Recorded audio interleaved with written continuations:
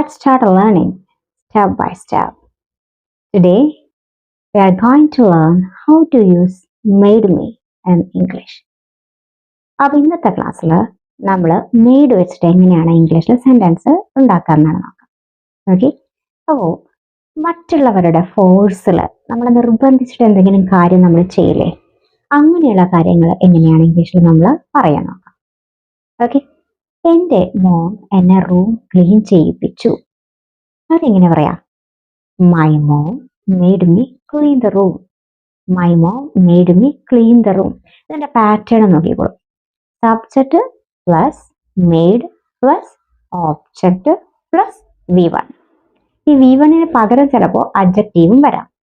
My mom subject, made plus me object, clean ഫോമിന്റെ first form അല്ലേ.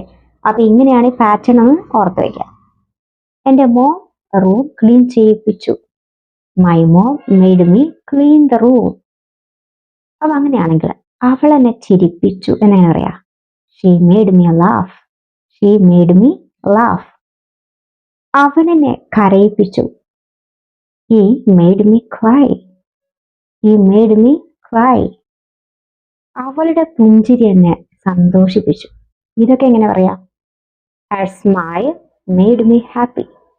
Her smile made me happy. ആ news എന്നെ ദുഃഖിപ്പിച്ചു. The news made me sad. The news made me sad. Okay, teacher എന്നെ എഴുതിപ്പിച്ചു. ഇതൊക്കെ എങ്ങനെ പറയും? The teacher made me write. The teacher made me write. ഇനി അവന്റെ വാക്കുകൾ എന്നെ ചിന്തിപ്പിച്ചു. ഇതെങ്ങനെ പറയാ? His words made me think. His words made me think. Okay, ഇനി ഇത് എങ്ങനെ പറയും? ആ മൂവി എന്നെ കരയിപ്പിച്ചു. Comment here.